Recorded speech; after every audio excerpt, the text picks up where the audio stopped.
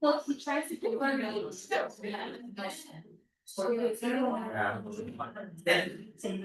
So just like, yeah, no, excellent.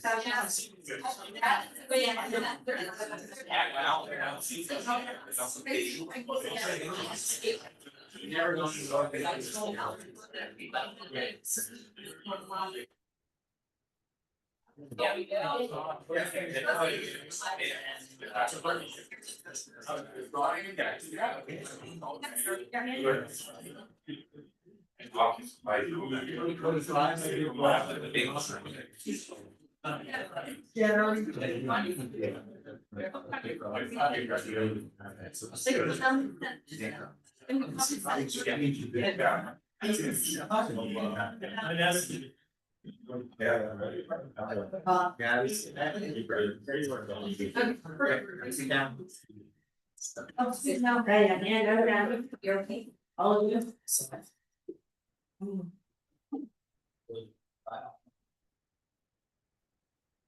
Good. You rise to fame again.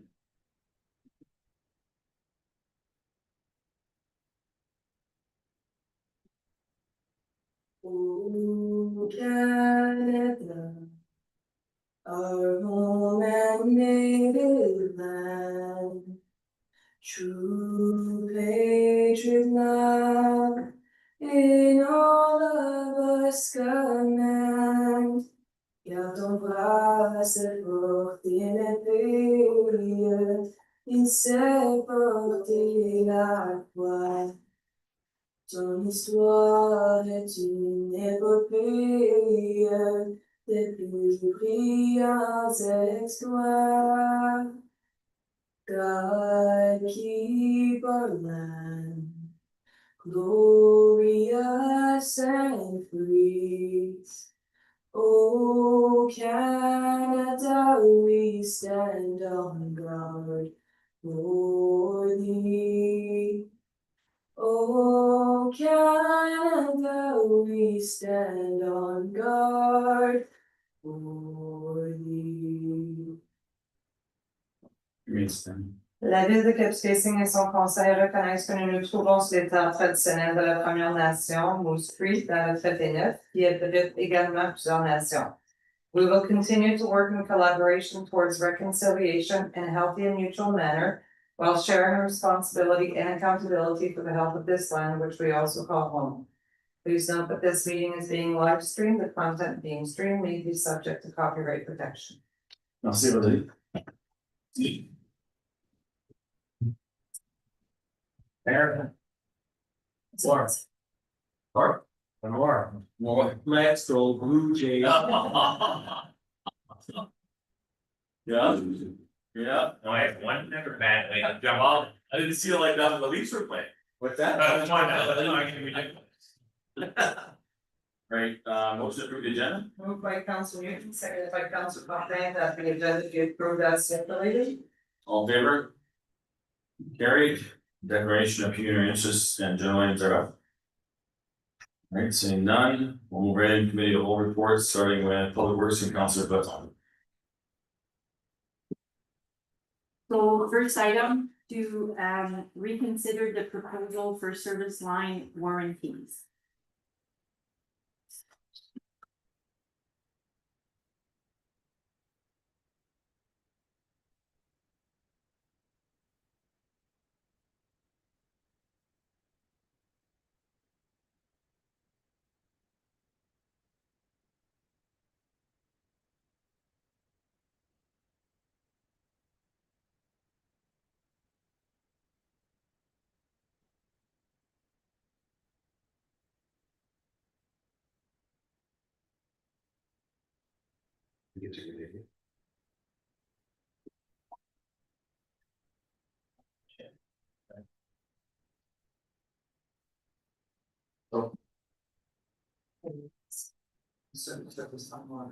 Welcome to these, the floor is yours, we'll let you get right into the presentation. Okay, great.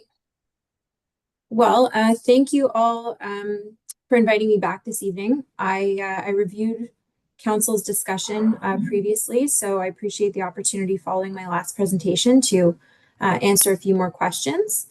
I'm just gonna share my screen here.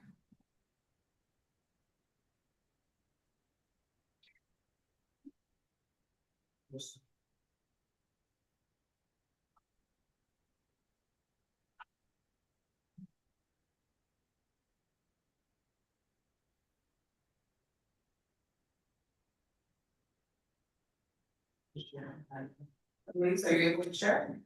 Are you able to see it? Blank I right think it was just now. taking a moment.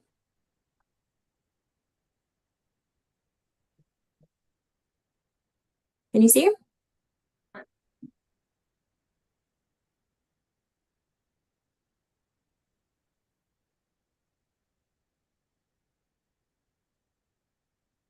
We got it on screen now. Okay, go ahead. Yeah. Okay, great. Sorry, I think it just took a brief moment.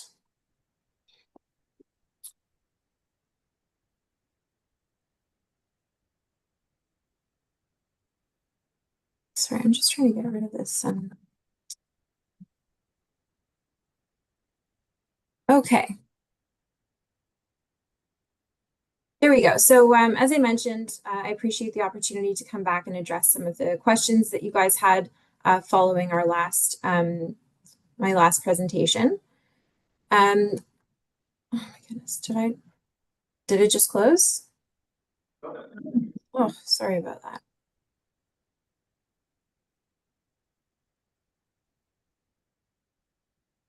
I'm not sure. Okay, can you see now? Yeah, we had it all on. What we see is overview of the partnership. Great. Okay.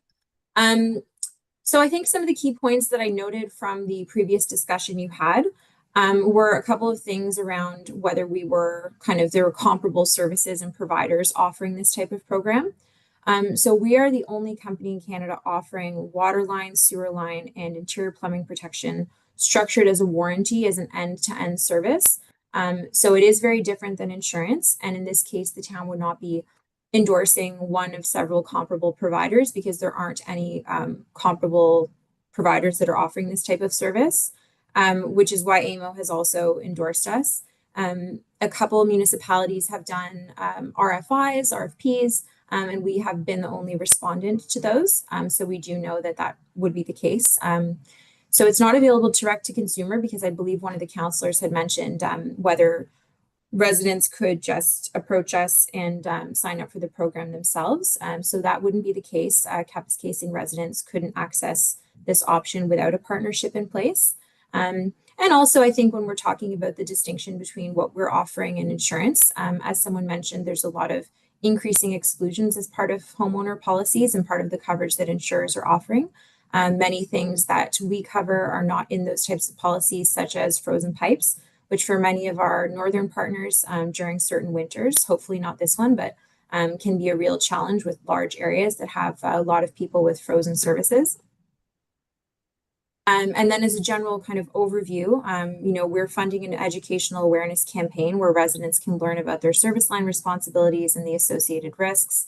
It ensures that the residential infrastructure work is aligned with the town standards. There's no cost or administration from the town outside of semi-annual messaging approval, so we wouldn't send anything out to residents about the program without your approval and without you approving the materials there. It is emphasized in our communication that it's optional. It's very affordable, $8 to $9 a month per plan for those who are interested in enrolling.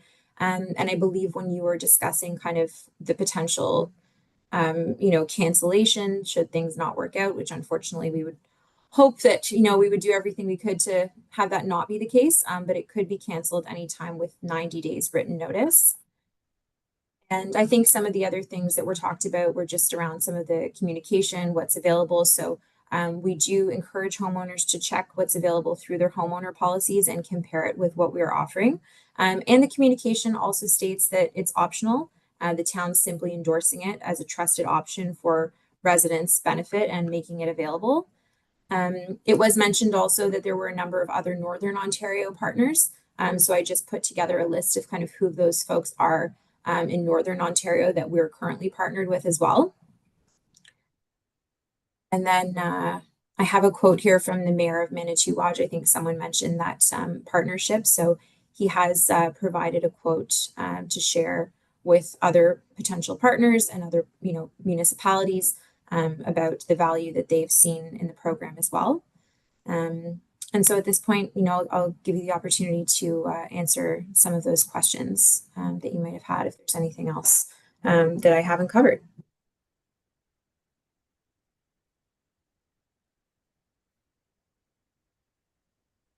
You're the chair.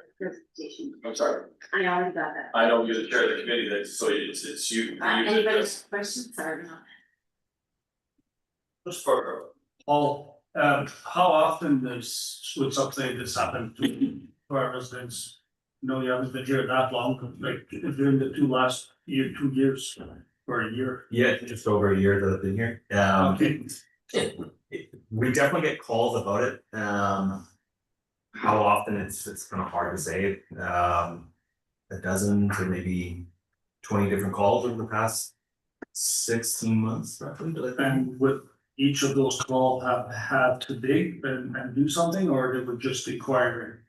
Well, the town is taking the call from the resident, and they're trying to put blame, say, on the town, and we have to provide them a little bit of education that no, if it's on your side, it's not a town responsibility. We'll do what we can to assist, but the homeowners, it becomes just educational calls. So basically, telling them. Yeah, I'm sure there's a lot of people that it happens to that don't call the town as well, but I would say that's the amount of calls that I've gotten over the past year and a bit.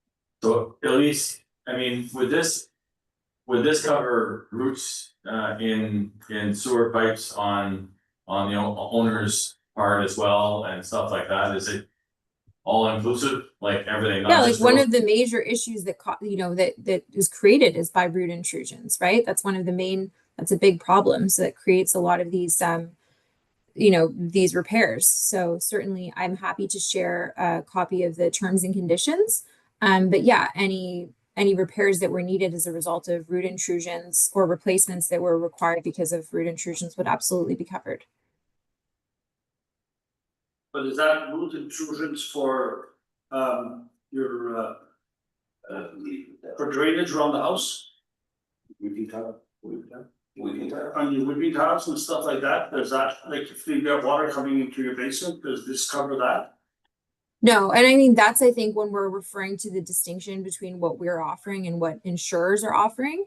I think a lot of the things to do with like water damage and sewer backups and some of those things that are creating, flooding in people's basements, things of that nature, those are things that people can access coverage through their homeowner policy. Whereas this is really designed to be about the repair and replacement of the actual pipes themselves that are external from the wall of the home to the property line. But not around the perimeter of the house. No, just the water line and the sewer service line. Because in the case of roots, it's usually the whipping tile that get full of roots and then they don't work properly anymore, but that wouldn't cover it. Not necessarily. Pardon? Not necessarily. We see a lot of roots in people's sanitary yards. Okay. We provide like a chemical product that has been flushed down the toilet that is a bit of a root killer, and we have a water residency. Take us up on that offer. Any other questions? Just just curious, who does the actual work? Well, we would partner with local contractors as much as possible. So we currently have contractors that are servicing nearby municipalities already. So we do have a contractor network established in your area from some of the other communities that we're in. So we would, in this case, if we were to partner with Kapuskasing, any of your local contractors would be welcome to apply to our network. provided that they met, the requirements. And we just we try not to bring on too many contractors in the beginning in order to just manage expectations, because we have a pretty rigorous screening process for those contractors and standards we expect them to meet. And so until we have a considerable customer number, it doesn't make sense to have multiple contractors, because it has to be meaningful for them to have the volume of work that is meaningful for them to go through the process of joining our network. But we prioritize working with local contractors. Okay, thank you.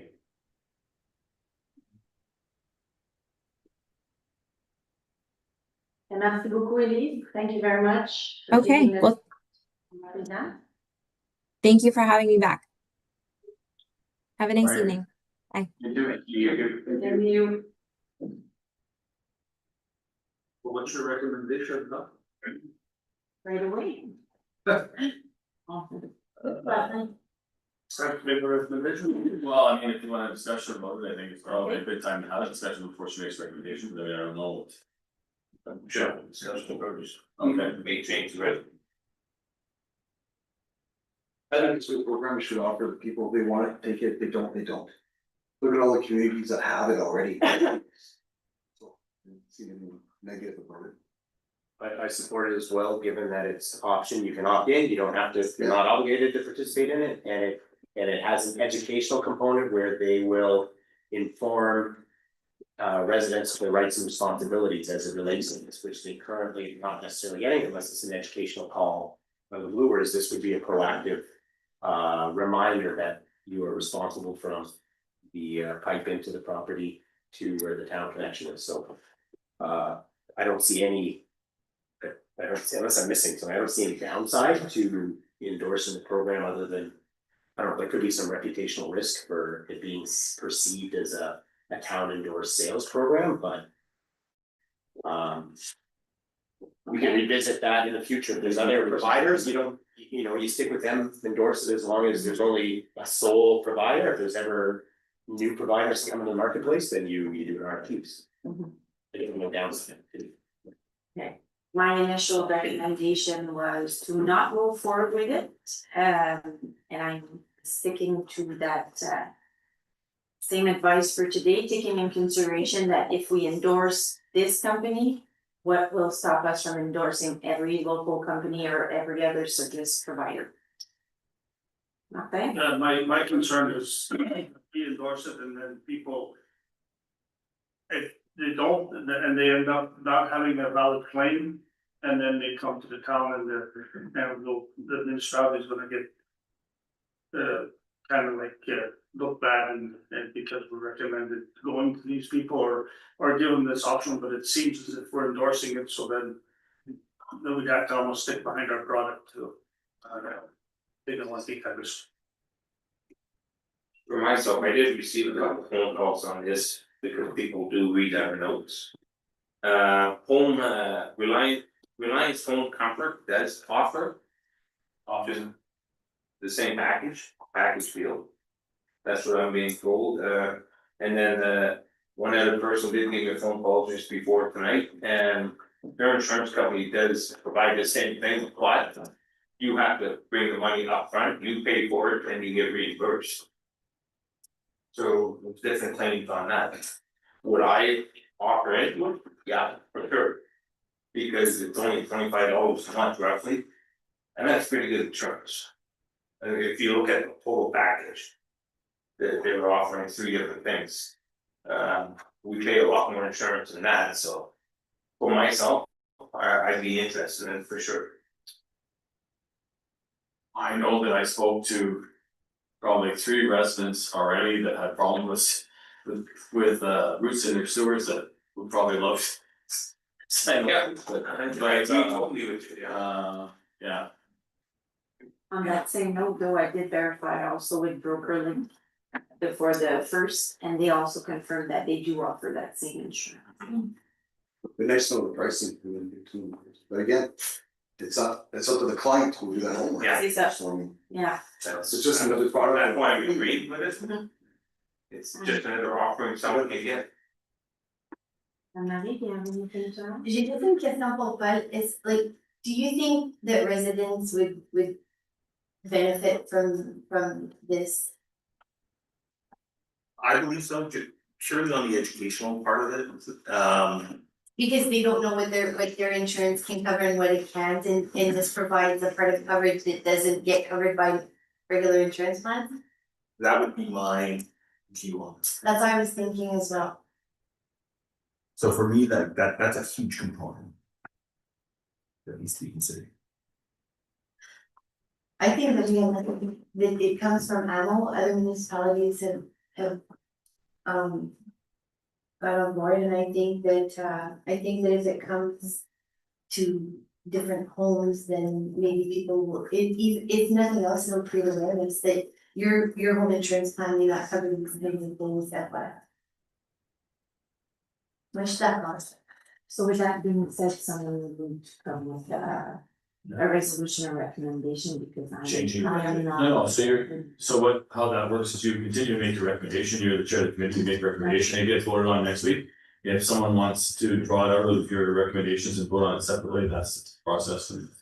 Okay, so I'm sticking to my original recommendation, that is to not endorse this company on the municipalities' websites and whatnot.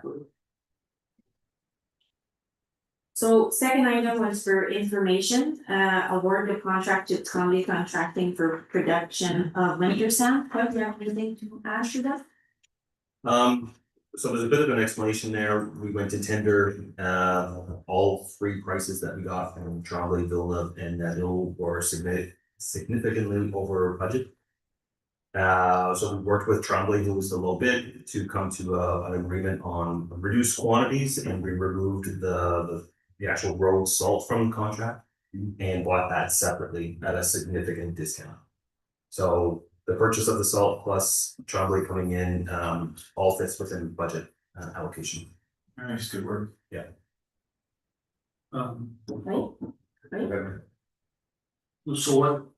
So the contract is going to be at 54,000, but that's just for the sand That's the sand and the mixing. and the mixing, but the salt was how much? The salt was about 45,000. Okay, and we're one of the only municipalities that I know that we don't have a sand dome, and we've discussed it in the past. How much could we save on salt if we had a sand dome? We could make more in any given year, and it could, we could preserve it in a sand dome. So as opposed to going year to year, mixing just, I'd like to stick to what we need for the year, not overproduce, because throughout the melting and rain, we lose all the salt. So with the dome, we could protect our asset much better. And could we also do with less of a percentage mixture if the sand was dry going in? Because some people don't use no salt at all.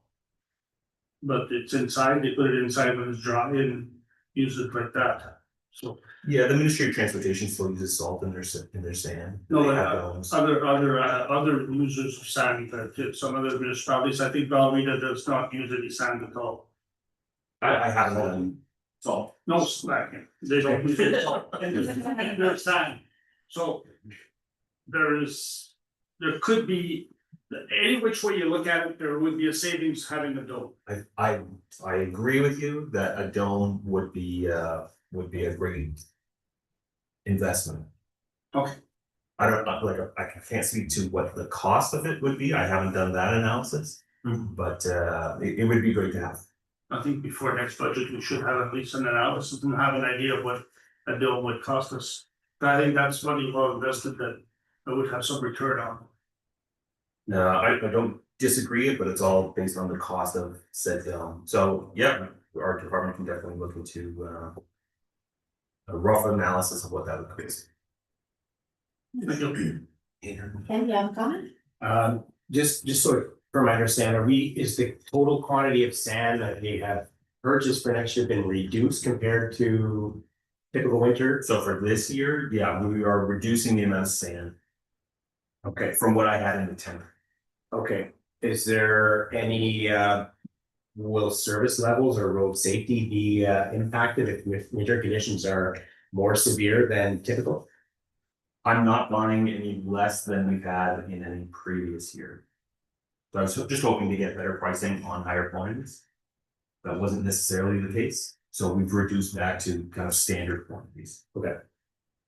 And if needed, we can always procure additional sand. We have based on lots of partners who do supply that, including the Ministry of Transportation. Okay. Perfect, thank you. Okay, next item, 3 for information, October 2025 capital contracts update, but So just to provide a bit of an update on some of our projects. So for connecting link, curb and sidewalks are completed. The asphalt has been removed for the length of project limits, and Villeneuve is still working on replacing the granular surface between the bridges and Bonneview. Paving is scheduled for later this week. I'm thinking like Thursday, Friday, they'll start paving between Riverside and McPherson. So hopefully we can get that covered for the weekend, but that's weather dependent and there's always some complications. We are still on schedule to finish roughly by October 31st. Our paving program, sidewalk program, I'm gonna lump these two together. We just completed paving in front of the arena, and the line marking was done over the weekend, so that looks good. We're happy with that project. Burnell South, the sidewalks are not quick, but the work that they have done to date it looks great. All the asphalt's been removed on Burnell South, so we should be ready to pave that as soon as the concrete work is done with Ward. So those are 2 different contractors doing that work, and that's between Church and Mill Street. So sidewalks are nearly completed on that stretch. Once they are done there, they are projected to go in front of the ball fields and in front of the grocery store. Some other sidewalk repairs that we've done around town recently. We've done some on Dominion, on Bowman, on Aurora, and on Pine. We all are also doing some today. We started on that in front of the new storage units by the ball fields.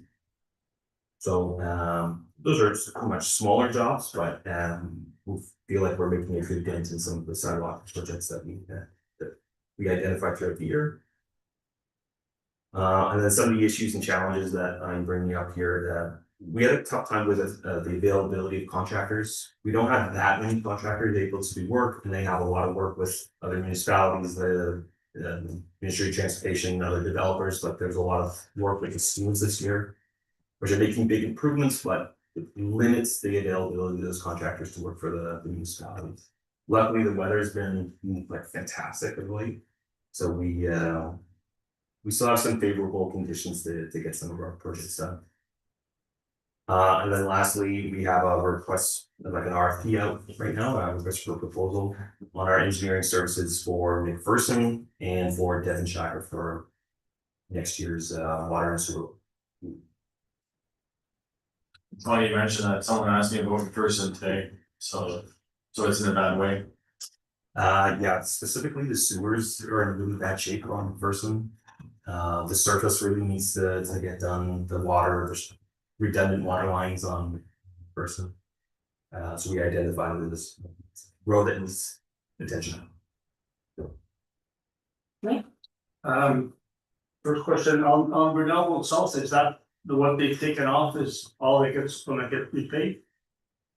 I haven't been there today, mind you. I thought we were going pretty well up the track. No, so there's a section that was done in a previous contract. So we're going from the church entrance. Okay, so they have to finish removing probably enough then. Again, I didn't see how much they've removed, but the project is from the church entrance to the intersection of Mill. They're just, I think they got up to above their own at the entrance, so. That bit more cool. The other thing, quite a few people asked me on in front of the arena, the pavement that was replaced. It didn't seem to be that bad, like, but some people seem to think that was not really necessary to replace that pavement. There's some places that are a lot worse than that in town. Yeah, so right at Particular the- reason, like, did we have to change the pipes underneath there or nothing? We did. there's a major project that needs to be looked at on Brunel north of the last project that was done. But we're years away from being there. The arena area is a heavy traffic area. The asphalt that kind of heat right at center line, so the crown was really high. And we're doing quite a bit of pothole repairs there in the spring specifically. So we try to identify areas where it reduces our maintenance as well. That's the high traffic here. High traffic, we wanted to get the crosswalk repainted, so that was part of that project as well. And we just try to put into our limits where we're doing a lot of maintenance. Bruce? I want to congratulate the crew, Paul. It's a really nice job in front of the arena. The line painting was done perfect timing. And even the entrance into the parking lot, that looks really good there now. It's not bumps and washboard all the time. When you get tournaments coming in, that's the very first thing people see is the entrances, but it looks really good now. Good job. A lot of the sidewalks that are being repaired, outstanding, they look nice. I was mentioning to you about the entrance, about Rona. There's plenty of room for transport to go in and over there. There's no issues at all there, so it's starting to look good now. You're doing a nice job on. Yes. Like Paul said. Time wise. We got time. No, I know, but time is money. Yeah, we're not paying them per hour. Otherwise, it's gonna want to do any more at that price. No, we have. All budgeted. Yeah, it's a set contract. No, I would love for it to move a little bit quicker, but One question I have, why do we never put rebar in the sidewalks? Good question. so we follow OPSB's, so Ontario's standards. The only place where rebar is ever recommended would be in like a wire mesh, so not physical rebar. Sidewalks aren't a structural concrete. But the only place that you would really require is a heavy commercial entrance. Nowhere in the ministry standards do they have rebar for sidewalks. Well, So those are the specifications that the town follows. but wouldn't it wouldn't. Wouldn't there be a payback on it if the sidewalks lasted longer? If you have a proper foundation, those sidewalks should last into 50, 60 years. Foundations done correctly. So the addition of rebar, I don't know how much time you're gonna get on something that's non-structural. Be interesting to maybe do a study on it and see if it. If you're still around 50, 60 years to measure it, then Yeah, I'll try. I'll try. The cost would be way up there too. But it's not that expensive. Be a cost of. You're laying it down and everything like that too. Anybody else have questions? No. Yes, go ahead. Question for you, Paul, are any projects at risk from contract availability if the weather becomes problematic? I would say the connecting link, we are in good shape, especially if they start paving this week. So I'm not concerned about that one. The only one that I am concerned about is with Ward on the sidewalks. Because of how long it took on Brunel South. I definitely have some serious concerns that that project won't get completed this year. Okay. Yeah, so Brunel South will get completed there's 3 other projects with that contract. In front of the ball fields, in front of the grocery store, and at the intersection of Shepherd and Brunetville. Okay. So there's a window. That's closing. Okay. You've been on the phone with them to chop. I go see them at least once a week to how are we progressing? Are you sure you're gonna be able to complete this? I'd like send us some correspondence if you don't think so, and it's we're plugging along. Although the last stretch they've done, they seem to have really picked up hurts. Yeah, I think they're getting the message, but I think they're pouring tomorrow. yeah, that last section is actually. They're doing a really great job. It just takes some time. You mentioned some RFPs for engineering. Yes. Any insight into tendering timelines for 2026 or? So this is why we're trying to get this done kind of as soon as we can. If we get the engineering, the surveying will be done this year, so while the weather is still okay to do the surveying. And then we hope to tender, let's say March would be a realistic timeline, so that we can proceed with the work in the spring, or after. That's the whole idea, is kind of go backwards from when construction would start and when we get these RFPs. Okay, thank you. That's it, I'm gonna surround. Right, thanks, finance, Councilor Dennis. Okay, first item is, that council support the resolution adopted by the city of North Bay regarding the Northern Ontario Resource Development Support Pilot Program. Recommendation that council support resolution number 2025-279 adopted by the city of North Bay, urging the government of Ontario to make the Northern Ontario Resource Development Support Program a permanent fixture of provincial support to northern municipalities. Expand the program's eligibility to recognize the significant impact agricultural equipment and operation have on municipal infrastructure, particularly in rural communities. Continue to allow the principal accumulating funds from multiple grants and infrastructure programs to advance the strategic capital projects. And further, that a copy of this resolution be forwarded to the Minister of Agriculture, Food and Agribusiness, Minister of Infrastructure, Minister of Natural Resources, Association of Municipalities of Ontario, Federation of Northern Ontario Municipalities, Rural Ontario Municipal Association, and NPP and Northern Ontario Municipalities. Recommended go ahead. Any questions on that? No? I just had a quick question on the list of who we provided to. I was under the impression that that program was administered by NOHFC, which is under Minister Curie's portfolio. So I think if we move forward with it, it would be nice if we could add him in the correspondence. Well, for sure, absolutely good point. I hadn't noticed that they weren't. So we'll just add Minister Curie. Any other questions? Just one question, is there, the adding the inclusion of the Ministry of Agriculture, is that to, are forestry roads included in this? They are, okay, Specific to that. that's what I was trying to find, if I remember. I couldn't quite, I'm not wasn't sure. clear if it was, so I just wanted to understand if I'm it's. not sure if it is, I think it's. Is that what we're advocating for, is the inclusion of agriculture and forestry roads too?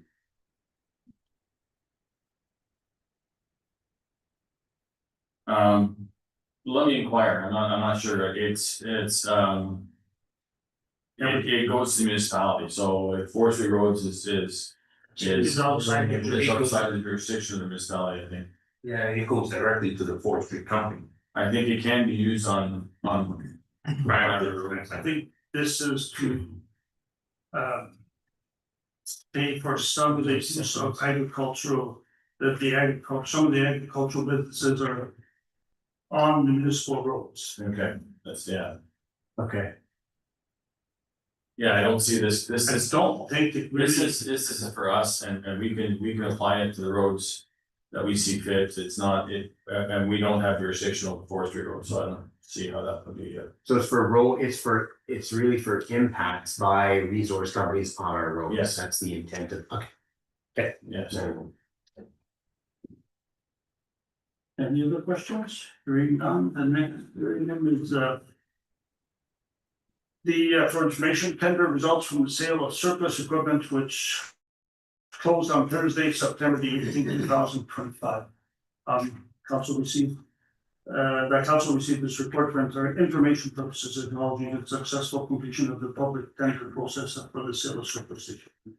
And there's a list there, who bought and what, and there's a whole list there, but a lot of small items, and it went well. Was anything picked up? Everything picked up? I think everything was picked up within like a day. Thanks. Yeah.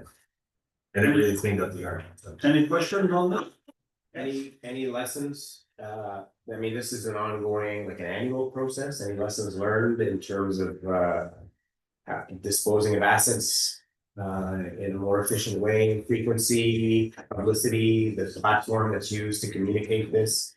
Is there improvements possible? I think better records of what we have, better maintenance of our yard. I think that's a lesson. Inventory, yeah. Most of this came out from us cleaning the back fence area. So we replaced the fence at Public Works and kind of cleaning out that area. Really showed a lot of these assortment. Like there's 32 different bids on brick. So like broken brick that we don't use anymore, brick that came from other projects. Like that was the majority of it. We had a boat ramp, we had an old utility trailer that couldn't really get rid of. It was really just kind of cleaning out this bar. Okay. Canoe. The canoe came from the pool. Okay, I got you. We didn't have to explain how you used to do it. So there seemed to have been a lot of interest and there was a lot of bidders. There was a lot of interest, yeah. Yeah. So to answer your question, I think it would just be a better track of our inventory and better maintenance of our assets. And I'm just asking from a potential return or sales standpoint, if it was done more than once a year, semi-annual or quarterly. I don't know if that's the right frequency. I'm just curious if it would make sense that or better publicity would generate more interest, or the people who are interested in auctions or this kind of thing, they're on the lookout already anyway. So do you get any benefit from making a bit more widespread communication in the community? But I think the way that we've done it for the past two have been good. I would say if we're getting rid of equipment in the future, there's other avenues that we could explore where you're not just going local, you're going Essentially higher value type equipment for online. Yeah. Okay. So there's government entities that would take that on and you could sell, say, equipment nationally. Okay. Where there might be a benefit to getting a little bit more return. Thank you. Years of collecting on. Years of collecting on. Yeah, well, I mean, I don't think that's what comes down to. It's the inventory is going down, so there's going to be less and less to sell. Yeah. And I think even some of the equipment going through that you mentioned, the national, usually when we sell a piece of equipment, it's pretty well done. It's not, we're not selling very high value stuff, so.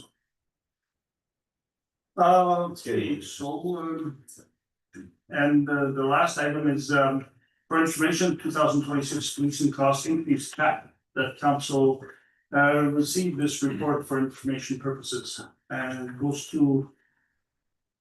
I guess, could you explain it to us, Chantal? Because even if I read it, they just they put a cap on how much the increase is going to be next year.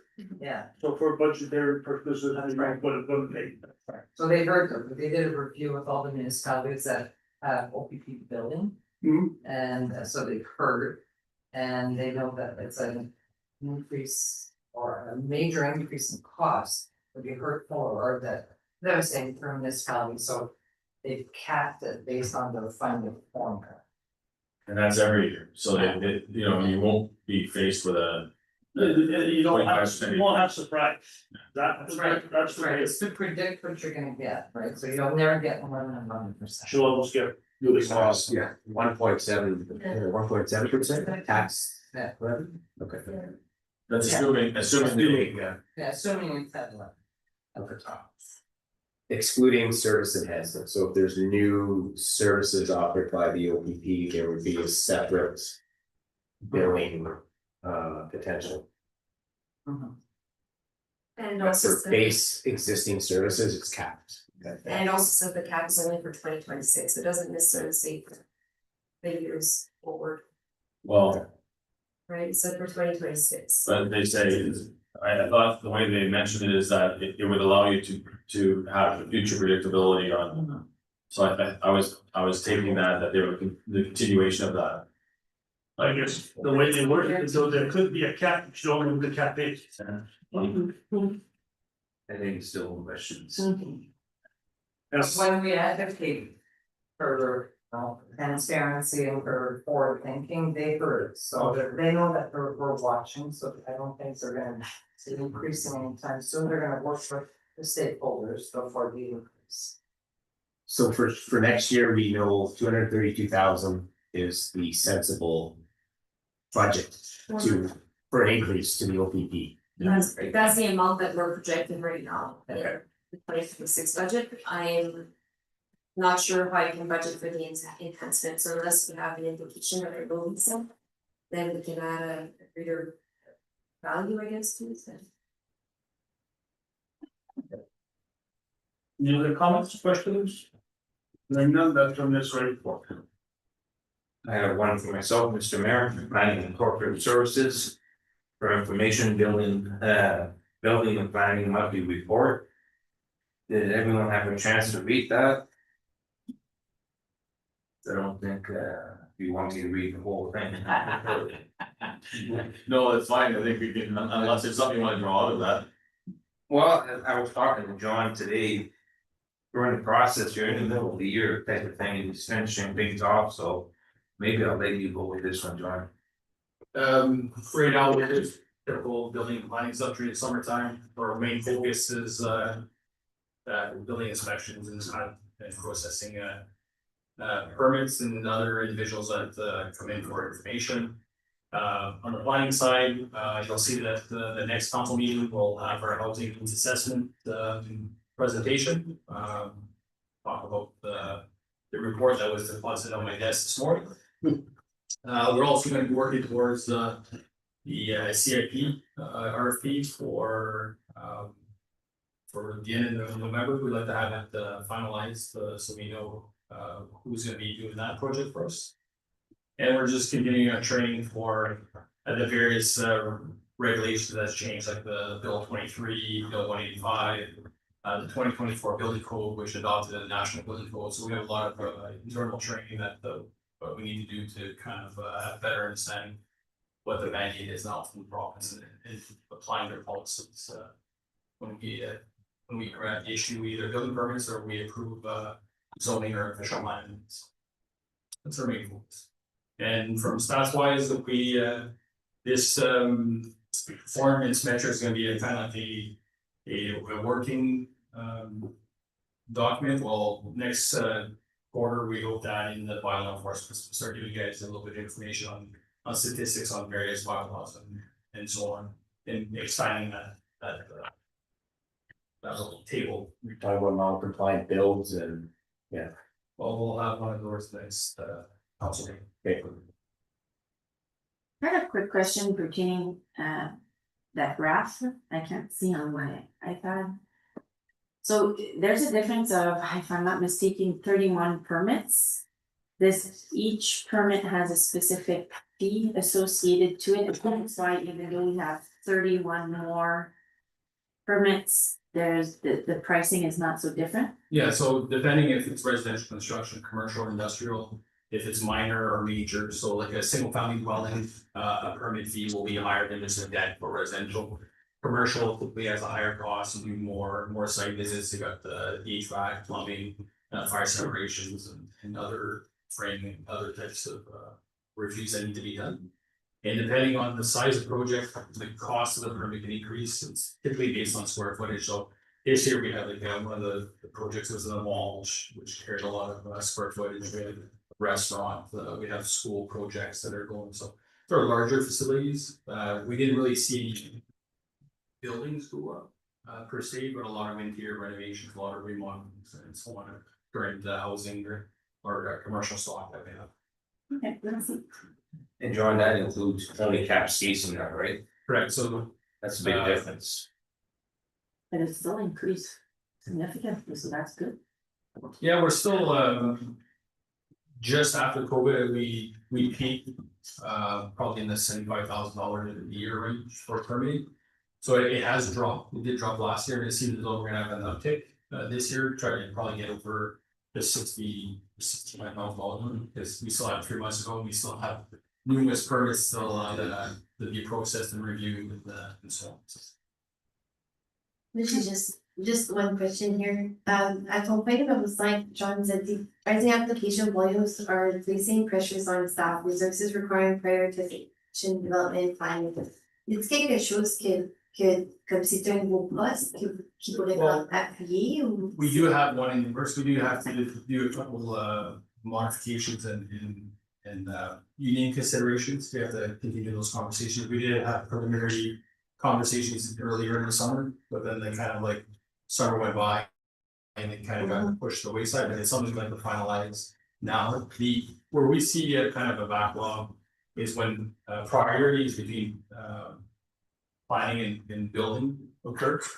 So say we do a lot of the drafting and mapping for planning applications. So if we have competing building permits where we have to do inspections that we need to do, plans review, our meet with clients, those planning documents kind of pushed aside. And then the people who have applied for those applications are wondering why it's taking so long. And so it's just competing interests because typically they both occur at prime time.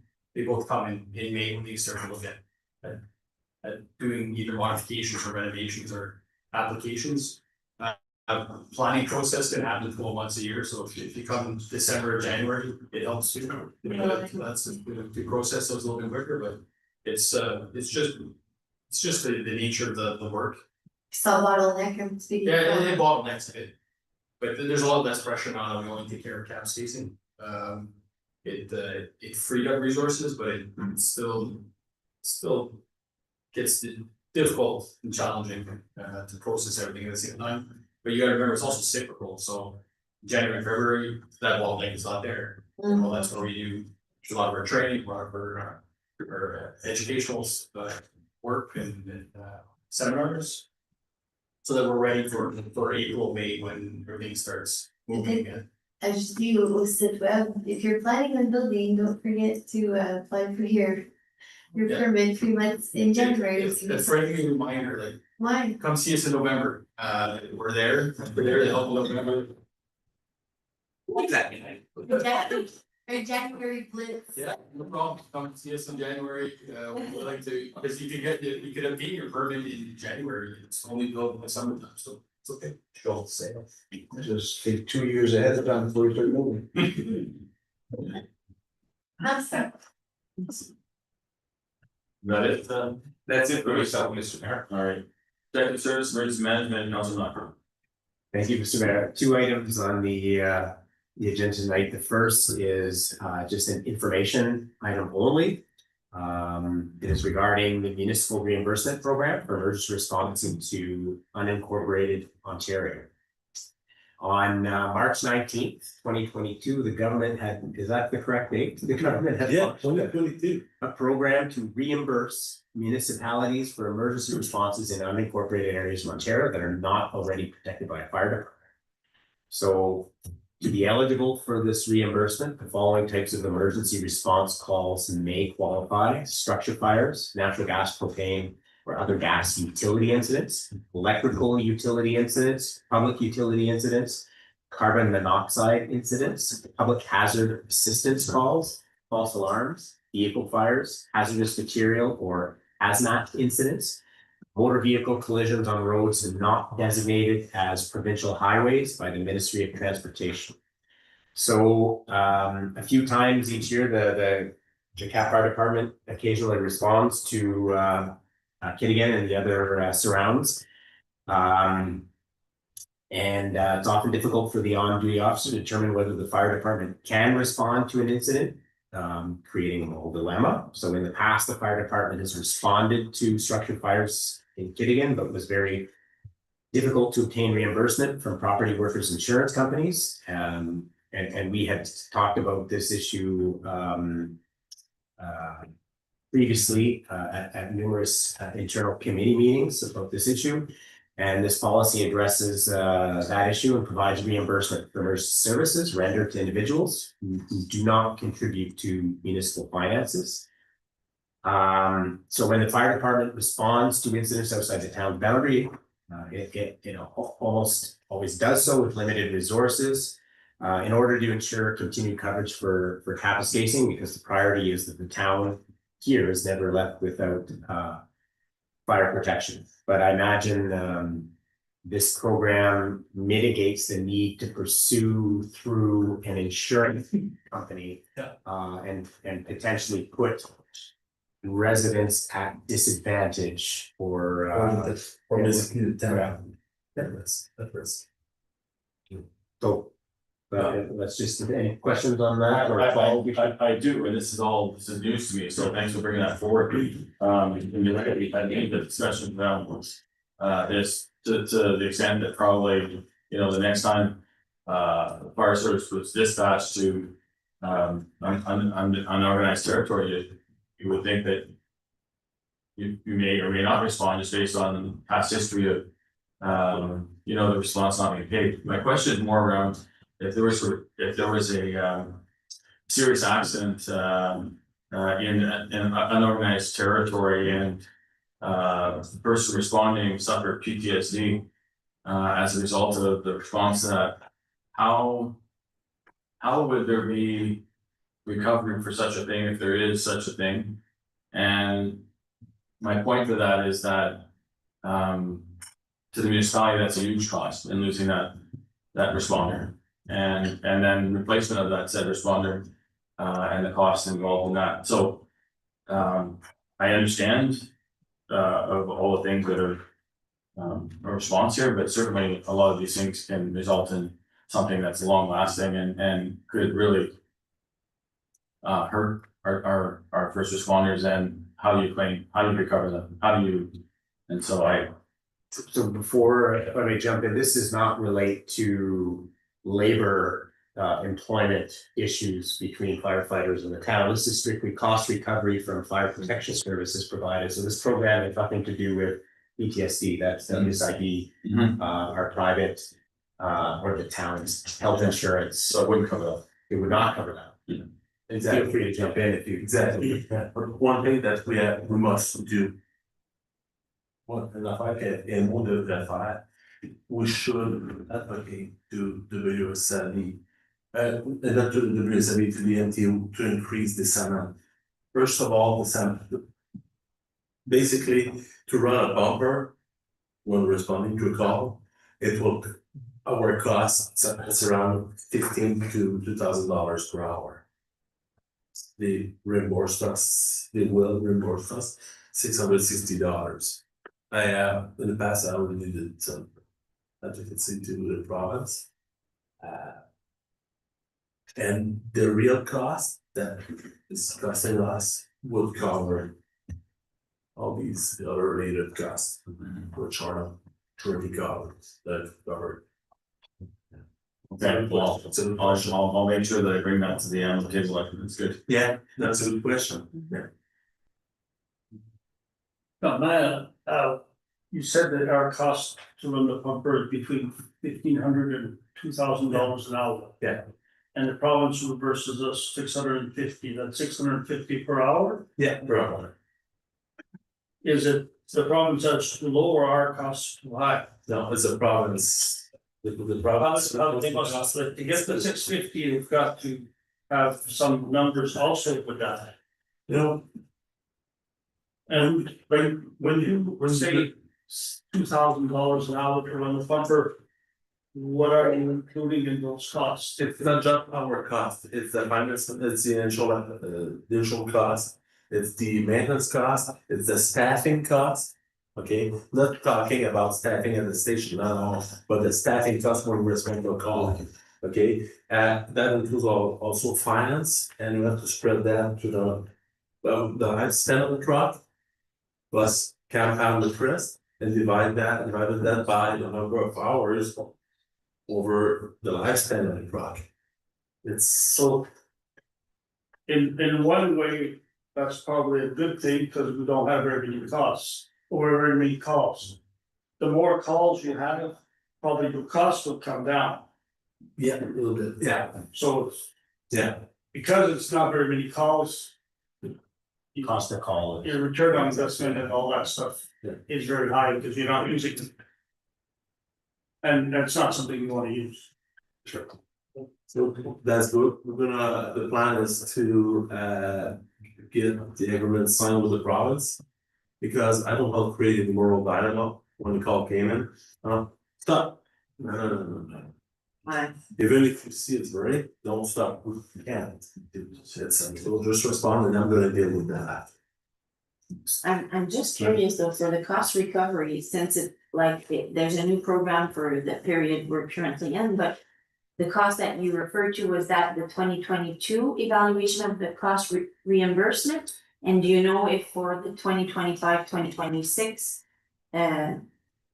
came up, or did they reevaluate the amount? The LTO reimbursement cost, it's reevaluated, I'm sorry, based on the annual increase. Okay, so it is reevaluated each year. Okay, perfect. But it's funny, here it's 660, in Saskatchewan in 2012 was $800. Yeah. Okay. But it gets you. Those numbers have been do all kinds of things with those numbers, because, I mean, the truck is still there, if you use it. Use it or lose it, it's more or less, it's all the way, it all depends on how you do the numbers. The plan is to apply on the program, get the agreement signed, and to avoid, sure. So we haven't registered yet for eligibility under Transfer Payment Ontario website? For this program, no, we got, I wanted to present that to you. So another thing, Ken, will there be an expectation of service? Okay. No. Okay. No. No, it's only if you're. No. It's just, if when they call Canada, first of all, we don't have any dispatching with a CAD system, which ça fonctionne avec les coordonnées set GPS. So we got a call for this address. We don't know if it's at this address. Okay. Not all the calls came with cell phone number and with the new NG911 system that is imposed by the CRTC, dispatching center must know exactly meters from where the call came. So, si on n'a pas ça, les gars they're gonna respond. Yeah. Okay, it's too far. Call the other department. But this program also covered when we respond, not just in the end, but in the north, where it's unorganized. Then we'll respond to motor vehicle collision, and they are not differential highway. So now we can get reimbursed, which we were done. We were done. So then my next question, Ken, about the committee is, what happens when we respond outside of unorganized and into another municipality? Si on répond, puis on arrive chez une autre municipalité, on va le passer chez eux. So can we then bill that neighboring municipality? If we have a mutual aid agreement, we will be able to do it. So part of this, and I think it may need, it's more than just for information item. I think this needs to change to recommendation when we register for eligibility under Transfer Payment Ontario system. I wanted to bring a different.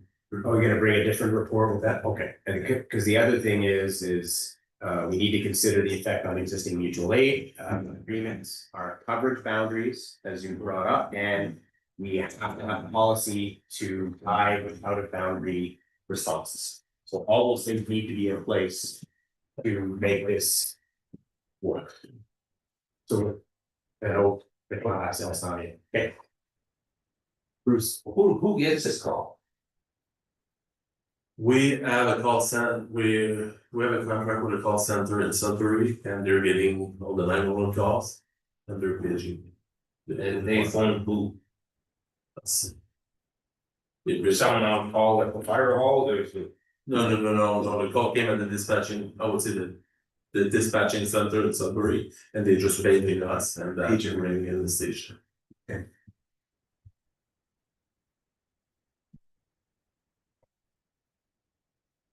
Okay, that's it for That first one, the second item is the Protective Services monthly report, again, for information item.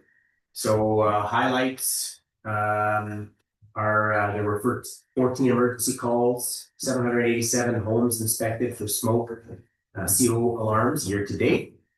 There were multiple publication events, the teddy bear drop, Take Back the Night, food drive, and fire hall tours. And upcoming the hazmat and firefighter certification courses. And dispatch and management software request for proposals. Any questions? The firewall tours, was that announced? Was that announced to the public? I don't sometimes get requests from, I would say daycare or school stuff. Okay. And they, yeah, They just phone up. Okay. I just have a quick comment in the activities and accomplishments. There were two other ones that aren't mentioned that when it was the sacred fire down by the river where the firefighters participated in that, and also Truth and Reconciliation, they were participants of that, you know? Why, last item, Merci. truth and reconciliation. Merci.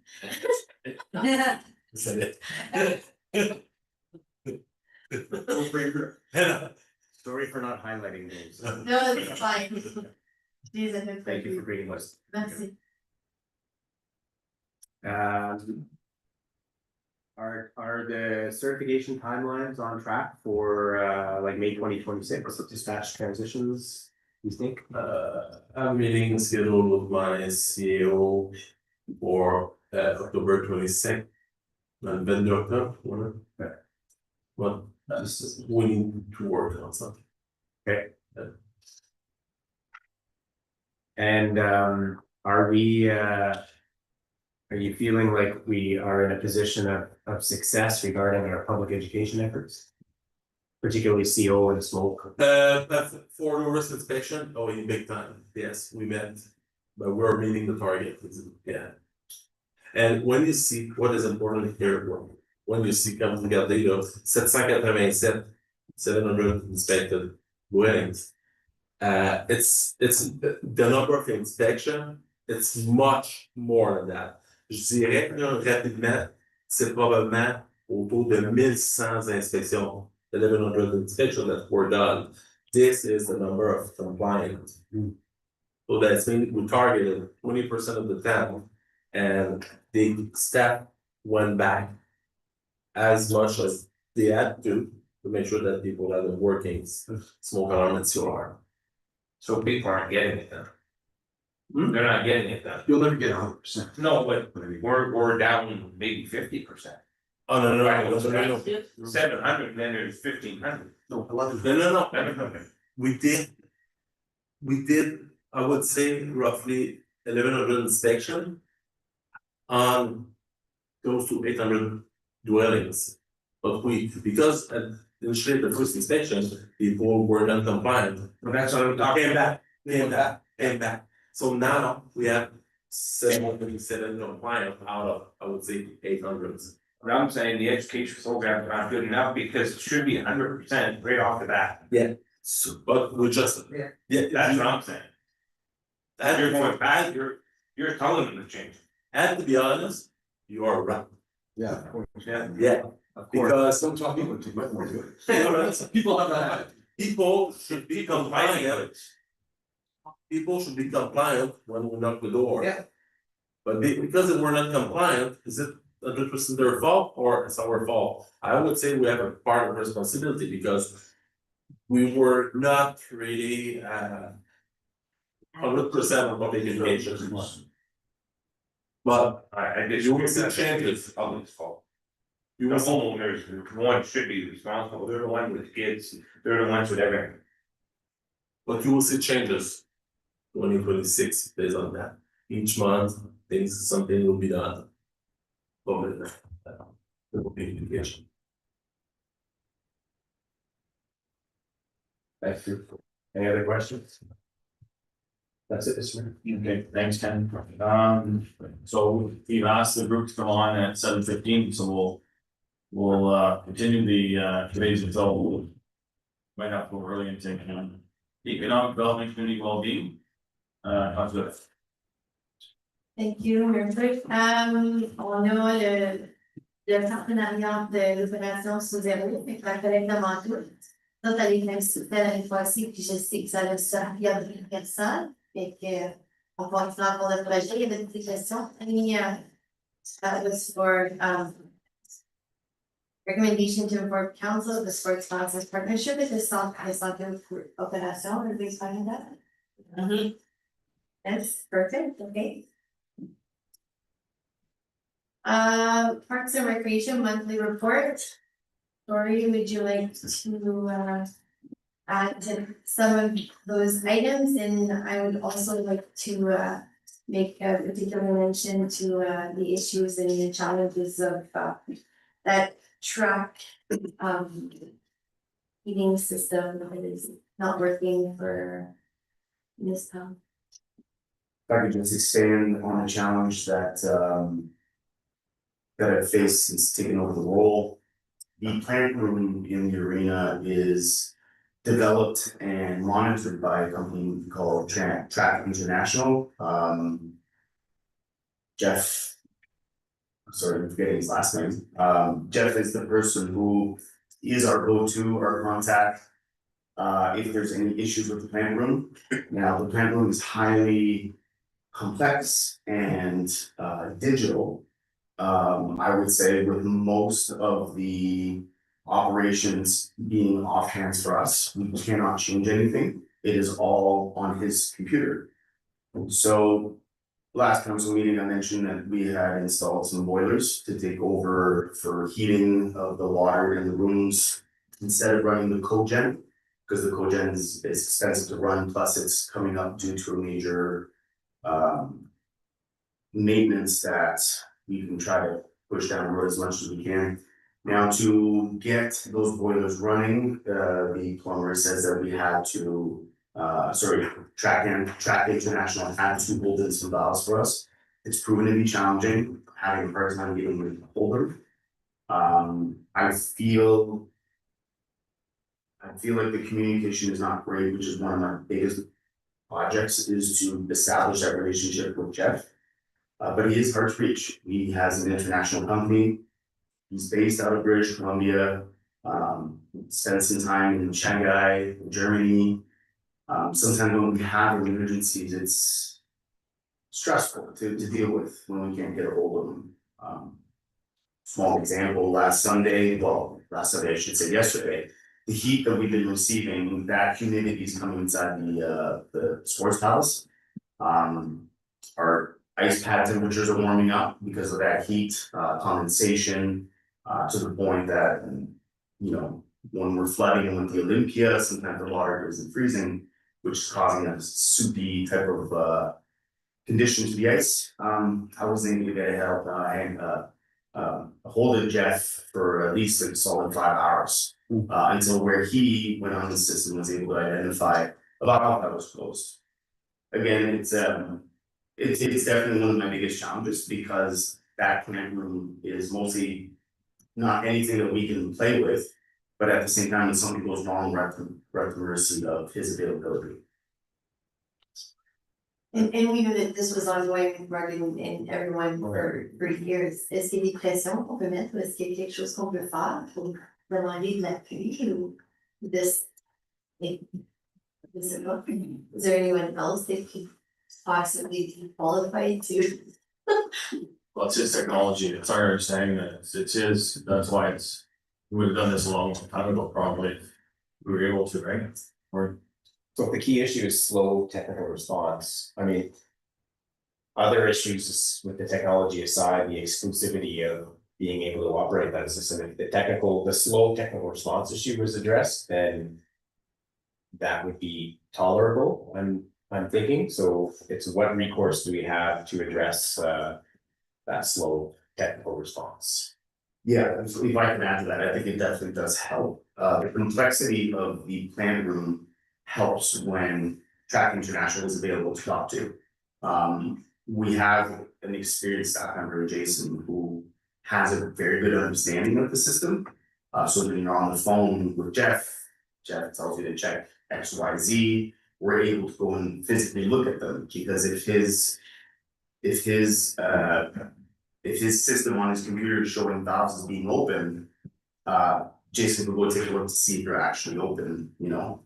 Some things can be overridden manually, but not that much, but having somebody there, knowing that we can answer those calls helps on our end, because we can mitigate these issues before it comes really close to catastrophe.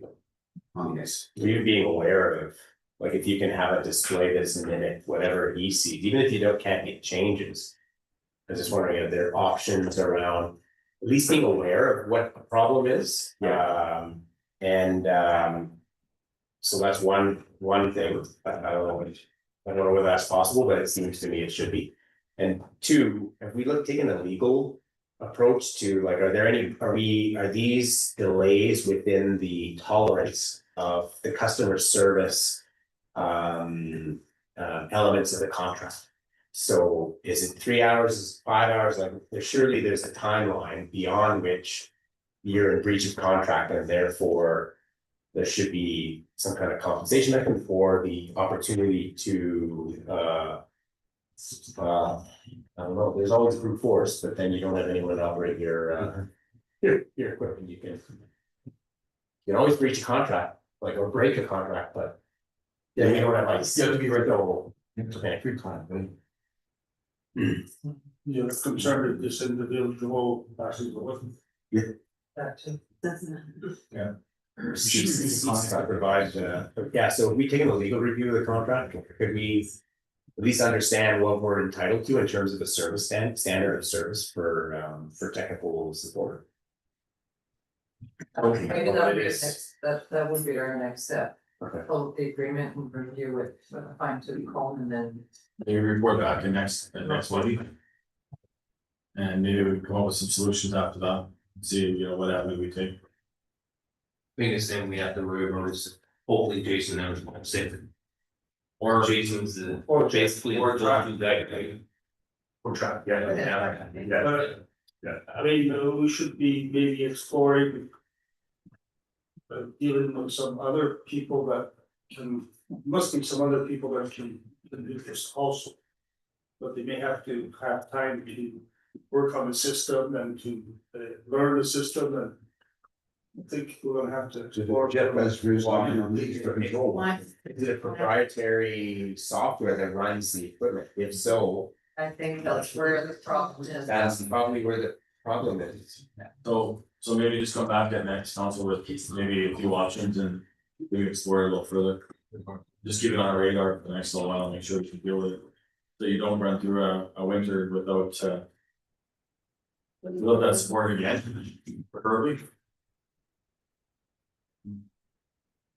Did everyone have time to review the parks and recreation review, right?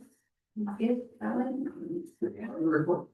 What? The parks and recreation, that was good. One other question is the comment about staff coordination issues with the sports palace. Do we need a contingency plan for winter coverage, or if you are good in terms of got a good plan? Yes. Yeah, that's a work in progress, but it definitely is something that we believe that we're more solid now than we were at the time where we were experiencing these issues. Okay. The main struggles that were happening there is that we are a 7-day-a-week, 16-hour-per-day operation with 3 people.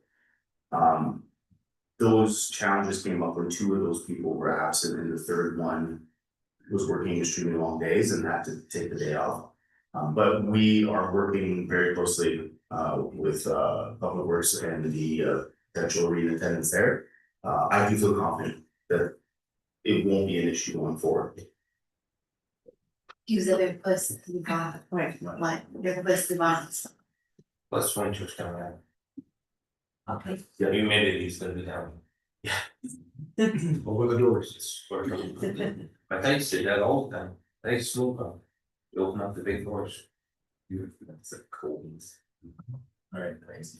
Yeah, it's kind of, okay, request for Kapuskasing Economic Development, the monthly report here as well. I'm going to let David speak to that with, I think priority to item number 5 and, item number 7.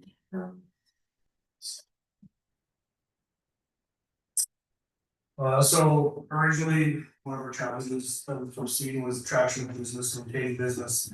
The status in the middle of the time I submitted this report. Thankfully, Friday evening, around 5 o'clock, we got some amazing news that things have moved forward significantly, so. Gave us a little bit of breathing room on my end. And item number 7, I'm just gonna refer back up to my performance metrics under professional services. So speaking to some people and community members in town about some of their concerns. So one concern that was brought to my attention was our optometrist in town. We recently lost one due to retirement, and their other optometrist in town is on the retirement pathway. And I reached out to another optometrist within the region that operates a couple offices. And feedback was they would love to help us, but they don't have the staffing levels. And if they were to open up a third office here, they would need to add 10 patients a day at their main office to be able to staff over here with travel time and everything else. So we collaborated a little bit more, and they recommended that we look at signing bonus of similar to what we do with attracting physicians to town. And they gave me some numbers. Remote communities in Northern Ontario are offering upwards to $100,000. And they gave me some numbers on what it would look like for somebody to set up an office, generally out there. Like your eye exam lane, for example, is $50,000 just to set it up. They have said that they reached out to the Ontario Optometrists Association to see if we as a municipality can go down to interview day in Toronto when new graduates have graduated and try and sell Kapuskasing, try to attract somebody here. If not, this optometrist who's also willing to mentor and collaborate with new optometrists is willing, if we put together a 1-pager and a package, they can bring it to interview day if we're not allowed to attend. And they would post it on Facebook as well for our behalf. Mais je pense que c'est quelque chose qu'on va continuer à discuter. I did speak to Nicole about that and the CEO, and they're totally for it. It's just I think this time we should sit down with the meeting with Nicole and see what the scheduling is like, because they're open to it for sure. That's awesome. Thanks for taking those steps, Steve. Il y avait quelque chose. D'autres questions? Can we add this to an unfinished business item, just so it's a constant topic at every recurring meeting? Is I mean, this is pretty important.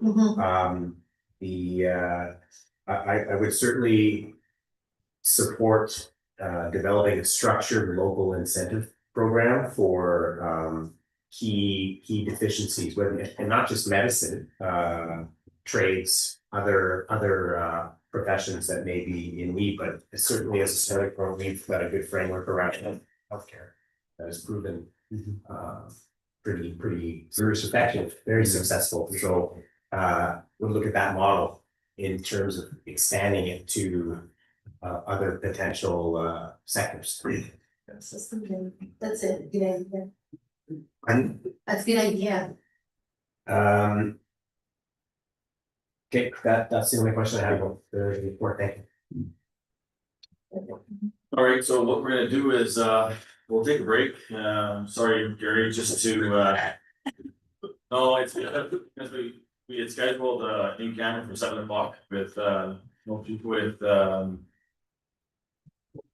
people who are waiting online, so okay, I put them on till now. We'll come back to the committee part of it to finish off. Then thereafter do a round. No problem. All right, so you know what, you all can leave except for Dave. I think it deals directly with you, so. So we need a motion to move to close. Moved by Councillor, seconded by Councillor Breton, that council move to a closed session pursuant to section 239(2)(I) of the Municipal Act regarding two information matters supplied in confidence by a third party. All in favor?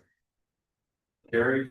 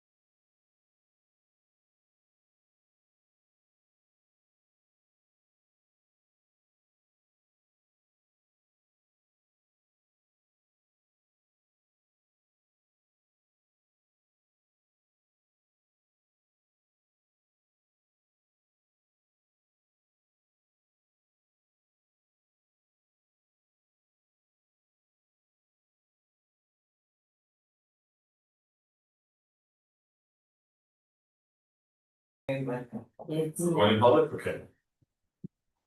So I need a motion to adjourn from close. Moved by Councilor Van, seconded by Councilor Newton, that the closed session be adjourned at 8:39 p.m.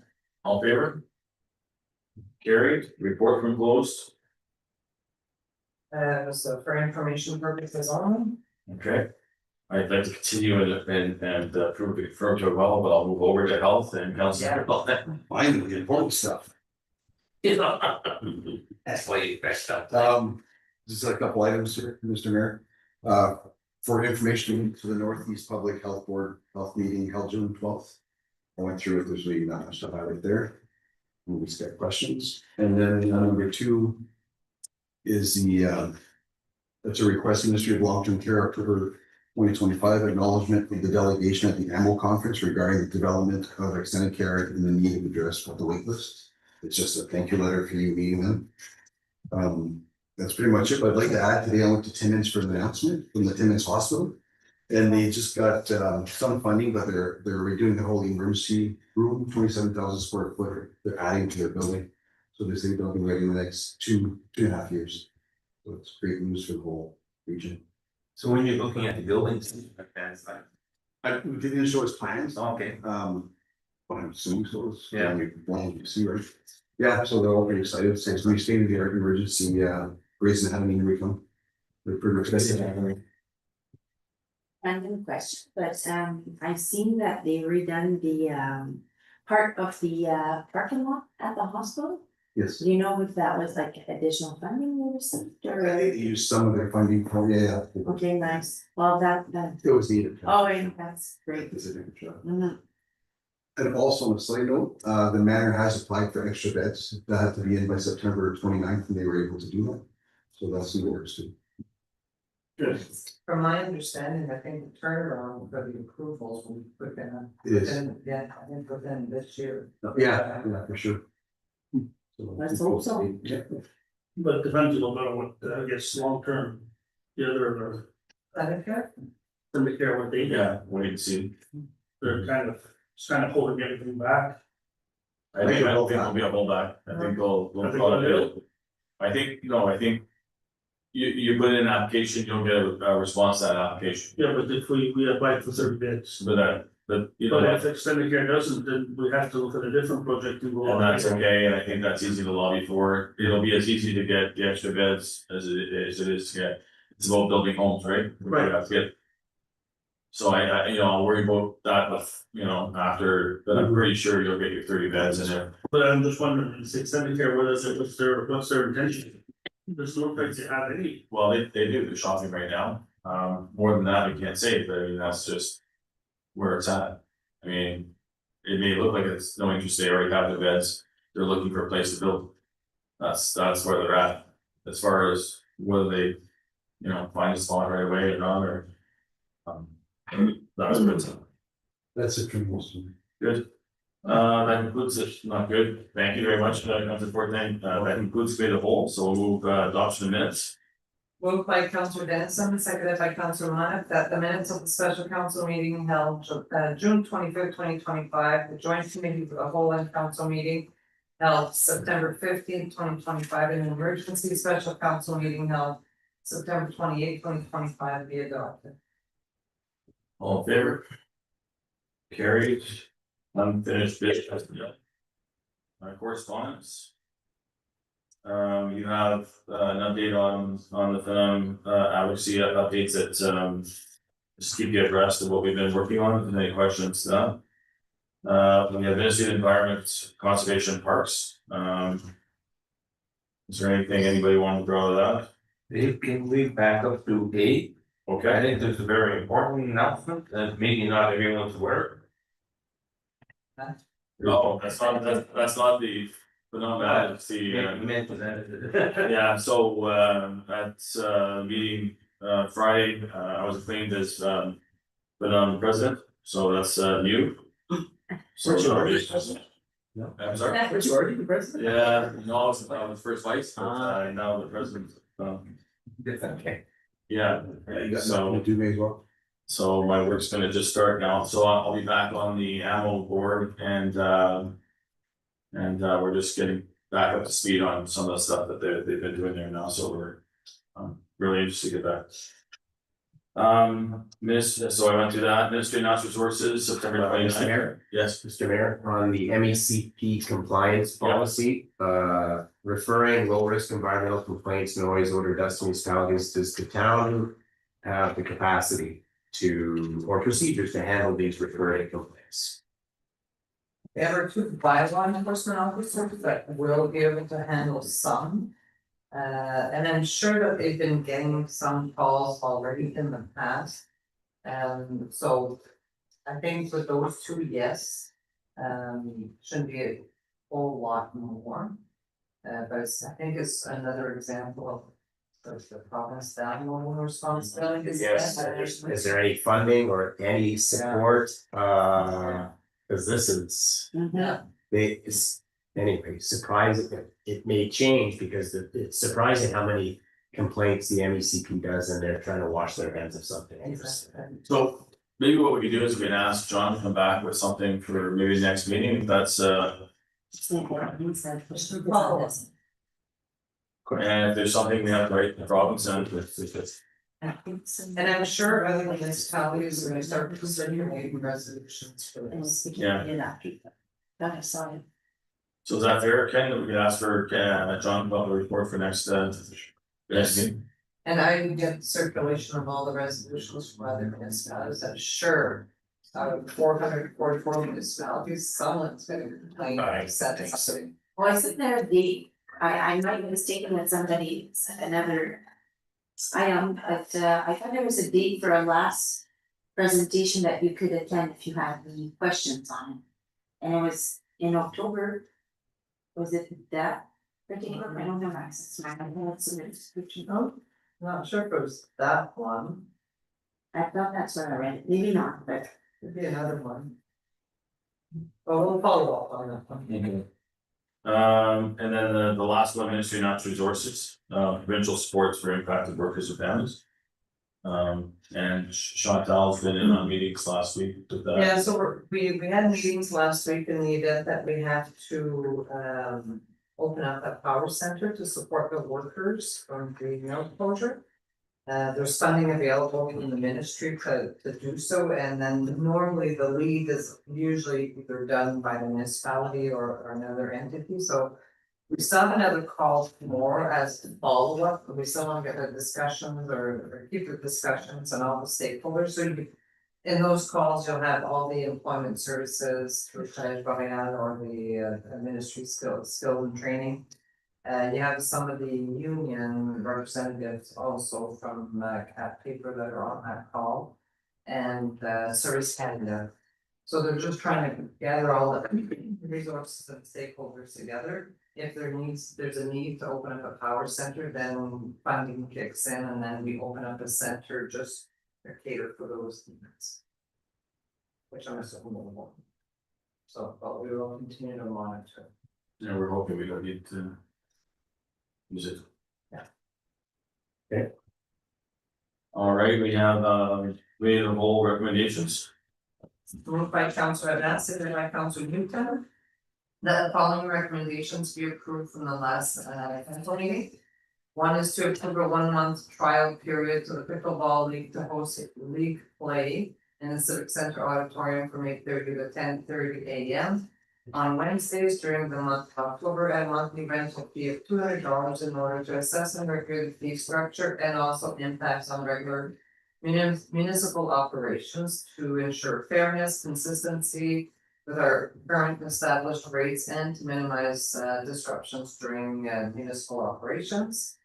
Number 2 is to approve a minor variance application for the property located at 84 Mitchell Road to permit the construction of a detached garage with a maximum height of 5.7 meters, exceeding the current zoning bylaw limit of 5 meters for accessory structures in the rural residential group B zone. And last, to award the RFP 2025-01 consulting services for the new official plan to Republic Urbanism in the amount of $59,400 exclusive of HSC and to direct staff to finalize the contract and initiate the project in accordance with the proposed schedule. Are there any discussions on those recommendations? Hearing none, all in favor? Carried. Staff report, we have no motions and notice of motions. We have a bunch of draft or requests to support. So for the first one is from the Office of MPP Eagle Blank. He had provided us with private members bill 49 for the Northern Highway 11 and 17 Safety Act. Did write a letter to support Mr. Gokwe's bill, but they requested a resolution. So the resolution reads, whereas Highway 11 and Highway 17 serve as a critical transportation corridor of Northern Ontario, ensuring safe movement of people, goods and services across vast distances and challenging weather conditions, and whereas the sale of these highways, particularly during winter months, continue to pose significant risks to public safety and economic stability and access to essential services for residents in Northern Ontario. Northern Ontario communities, and whereas the private members bill 49 Northern Highway 11 and 17 Safety Act 2025, sponsored by NPP Eagle Blank, proposes important amendments to Highway Traffic Act and the Public Transportation and Highway Improvement Act, including minimum daily staffing of scales and inspection sites on Highway 11 north of North Bay and Highway 17. Enhanced Ontario Provincial Police staffing levels for highway enforcement. Stronger certification requirements for commercial truck driver testing. And direct management by the Ministry of Transportation of winter maintenance operations on Highway 11 north of North Bay and 17. And whereas the town of Kapuskasing recognized that enhanced enforcement, improved driver training standards, and provincially managed winter maintenance are necessary steps towards safer, more reliable highways in the north. Now therefore be it resolved that the Kapuskasing Council hereby supports private members bill 49, the Northern Highway 11 and 17 Safety Act 2025, and urges all members of Ontario Legislative Assembly to vote in favor of this bill. Discussion? I think that he hit it right on with the inspection stations not being open. You go down that first, it may be open 2 days over the year. Should the one I'm talking that's open. It doesn't matter, you get the loop around them. Everyone comes, you go down Zucks Road, and you come on down. You can, no problem. I know you can, but they both get. I'm just saying, it's a good thing to have open. Because even Cochrane one, nighttime, it's never open. So they travel one day. Yeah, he's asking for a minimum, Yeah. Mhm. And stronger certification requirements as well. I think that's very important. any other? Do we have a mover and a second? Moved by Councilor Bethel, seconded by Councilor Dennison. All in favor? Carried. Second? No? No, the confusion. You don't want to see the No, there's inspection. No, I just, we Oh, got, okay. we're to do the highways, the. Okay, okay, Councilor Blondin, second the motion, all in favor? Carried. Request from the Canadian Union of Postal Workers to pass a resolution asking for a delay on the mandate review of Canada Post. There's a little background there. Background and long resolution. Yeah. Did everybody have an opportunity to read? Is everybody okay with the reading of the resolution, or do you want to have a discussion about that right now? I mean, there are changes that are gonna happen to the post office, I mean, it's inevitable. And I think it's good to look at changes. That we wouldn't, probably if they had made changes like years ago. It's been delayed 30 years already. That's less weeks of what's we're going through today. Is it a priority of council that we maintain rural service access? Like really, is it one of our advocacy priorities to support this? That's not for the. Well, I guess there's certain aspects of what we have here, that we may want to maintain. You know, certainly. The post office is, you know, to start right there as a taxpayer in a municipality in a central location. I mean, is that something? You know, I think what partially they're asking for is, do we want to be included in the discussions around the post office and delivery of services? I can't see any harm if municipalities are included in that. I mean, there may be input that we can provide. We provide input on less important things. I just don't know, you know, if I have to take that whole thing and wrap it up, what really interests me is maybe our participation, the rest of it. Well, I think participation is good, but I think it's going to be, like for our post office, I think it's central enough that I think it's going to exist. In some shape or form, but some of the bigger municipalities, I think would probably be a lot more concerned, like about real as moving, like are they gonna be, or they don't have a box. They don't have a. Yeah, they have It's just boxes they have. They're still post office. It's still man. Yeah, they just fill in the mailbox and that's it. Okay, so same thing, all over. So, I put that up there, if there's a flavor, they're asking for something specific. Yeah, so that was a draft resolution that's been circulating. But they're not asking for status quo, the support for status quo. They're just asking to, because they're saying that the current plan does not ensure that there's gonna be any public consultation, so once they do the review, it'll be mandated. Without any consultation.